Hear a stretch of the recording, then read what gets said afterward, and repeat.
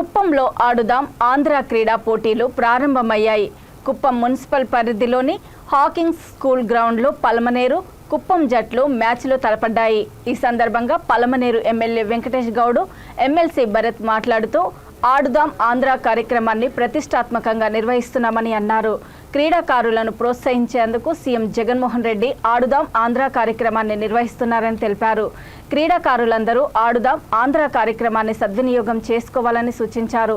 పలమనేరు జట్టుకు కెప్టెన్గా ఎమ్మెల్యే వెంకటేష్ గౌడ్, కుప్పం జట్టు కెప్టెన్గా ఎమ్మెల్సీ భరత్ ప్రాతినిధ్యం వహించారు. రెండు జట్ల మధ్య హోరాహోరీగా మ్యాచ్ ప్రారంభమైంది.